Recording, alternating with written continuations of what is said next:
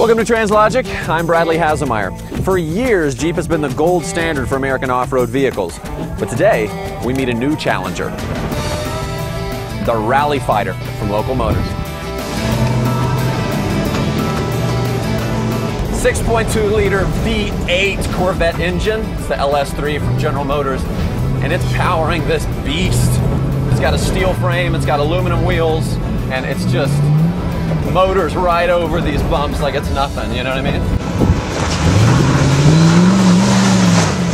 It's only like 3,600 pounds. It's actually decently light compared to other vehicles that would have the same specs.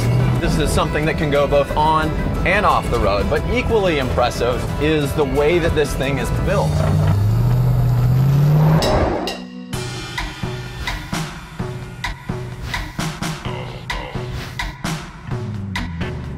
All right, I'm here with Jay Rogers, the co-founder and CEO of Local Motors. Thanks for being with us. Hey, thanks, Bradley. Well, tell me a little bit about this creation that is Local Motors. Local Motors has been around now for 4 years. Okay. And it started probably 6 years ago when I was in the Marine Corps. I was looking at what I was going to do next. 70% of U.S. oil end use is in cars. So if you can make a difference in cars, you can really do something good for the world. We wanted to address the whole ecosystem of what it means to make a vehicle. One of the things you find is if you build a car with somebody, it's something that you will never let go of. The next piece was, could we make it locally? Could we make it where people came to the car where it was produced, as opposed to the traditional car where it's all made in Ypsilanti and then it's delivered to everywhere all over the world. There are a lot of things that we did to make this the most sustainable car production methodology. Really, the umbrella of all this is crowdsourcing, right? That's right. Co-creating is what we call it. You go to our community and you say, I need a great design. You're going to get 150 people that are going to come at it from 150 different angles. Sure. By definition, 80% of them will be amateur, but 20% of them will be wicked awesome.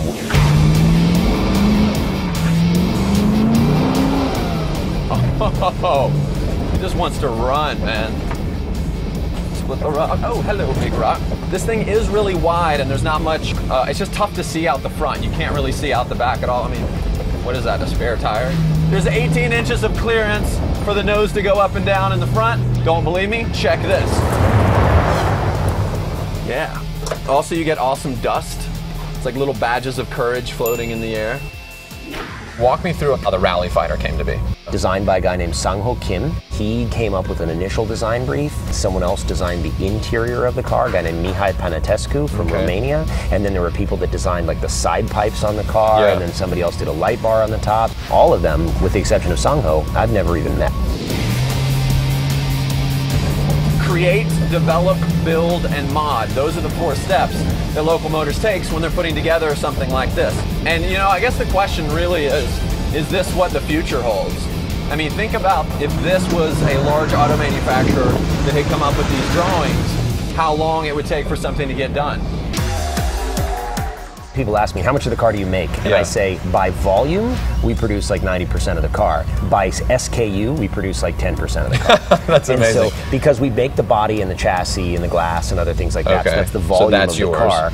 All the parts, we use taillights off of the Honda Civic Coupe. Those taillights have been DOT certified to work on a vehicle at a specific attitude. And a lot of kit car companies will just say, well, nobody's looking, I'll just stick any light on there. What we said is, how does it ride on the Civic Coupe? Let's make it ride exactly like that on the Rally Fighter. If it's already been done, and there are 5,000 taillight systems around the world, and you give 100 choices to your community and say, which one would look good on this car?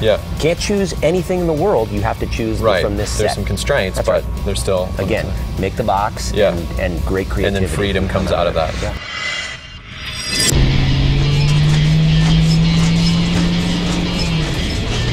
Do you ever wake up in a cold sweat at night thinking, I started a car company? The short answer is yes. And I think it's a really sensitive question to ask. When you do this, you're responsible for changing an industry in the way that it thinks. You're changing customers' views of things. You're changing the way that a team comes together and builds a vehicle, and you're taking on a lot of responsibility. Certainly, But we have to do that in America today. If we don't do that, we won't be taking on the biggest challenges that we have. And so, though it's hard, and though it is sometimes for me like, oh my God, what did I do? It's also something I love deeply, and it's the thing I know is right. It just performs beautifully. Little fishtail. Oh. Yes, that was amazing. Oh my gosh. This car is making me look like a champ. All right, so there you go. Local Motors, major props. This is really an amazing machine. It's so balanced, it's so capable. It looks badass from the outside. Take it on the road, take it off-road, amazing. What's fantastic about this is the fact that their build model involves people, involves a community, so not only can they help build it, but also their input goes into it.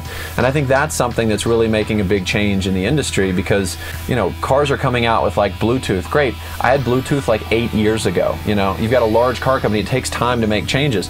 Something like this, they go from nothing to this amazing thing in a really short amount of time.